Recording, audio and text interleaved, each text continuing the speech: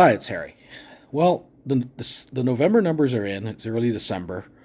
We've seen the Bank of Canada rate stay steady, and all the pundits and everything that's been released indicates that we won't see another price rate decrease for at least half a year. And even some are saying we won't even see one till 2027. That we've hit the level that we should be at. And given the recent unemployment numbers, where the the unemployment rate has dropped a little bit, job creation has increased a bit, quite a bit actually, more significant than we expected, but most of it on the part-time side. It points to the government, the Bank of Canada, holding the rate steady for quite a long time. So what does that mean? That means we, for the most part, the pricing and demand will depend on seasonal trends, as well as other world economic macro effects. That being, we're in a 1 year trade renegotiation with the U.S. We're facing tariffs, and the economy is bumping along. So I expect not a major increase to housing prices, probably inflationary, unless the U.S. does something crazy with their trade tariffs, which is the big question mark, given that our the president down south is quite fickle with his decisions. The other thing that's affecting, I think, our overall picture is obviously we're not getting any more migration in from both international and somewhat from interprovincial, given that the Liberal governments have basically curtailed that policy.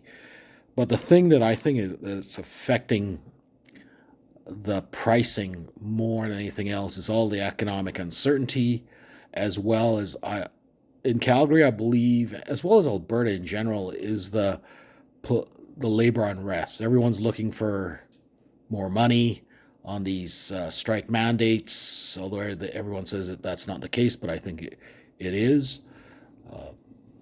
in effect. And the provincial government, without having an oil boom in the last 10 years, has decided that's not what they're going to do. They'll meet some requirements, but not all. So that's putting a bit of a downward pressure on pricing. Although, if interest rates were flat, we would expect interest overall pricing to increase with inflation without any major external effects. But what do the November numbers show? Well, the November numbers show this uncertainty.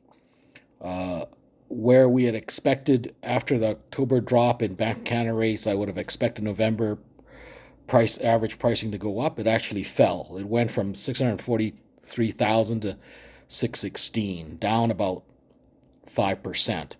But it's basically neutral to last year.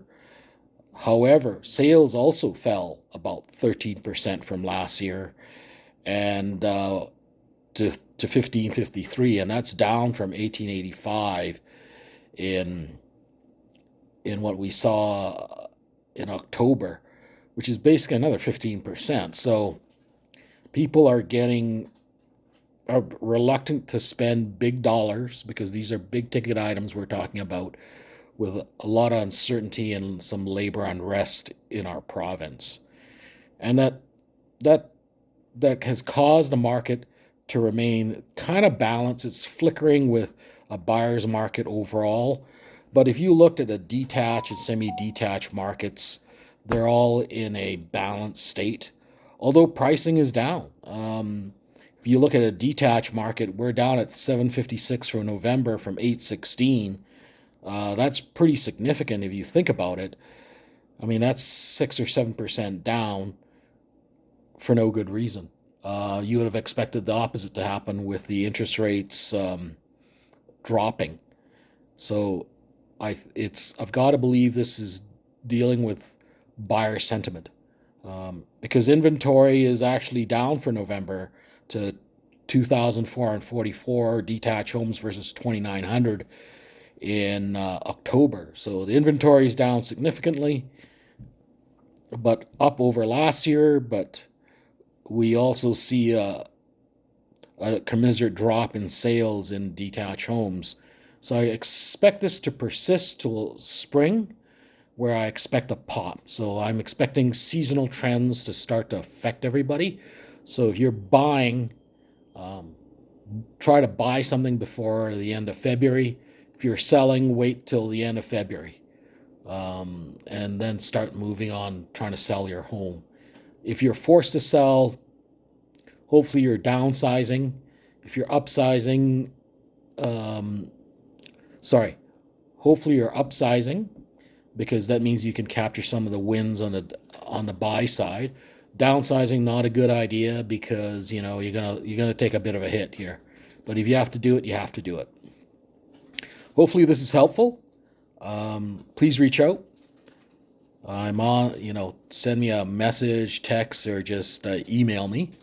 And hopefully I can answer some questions or give you some advice.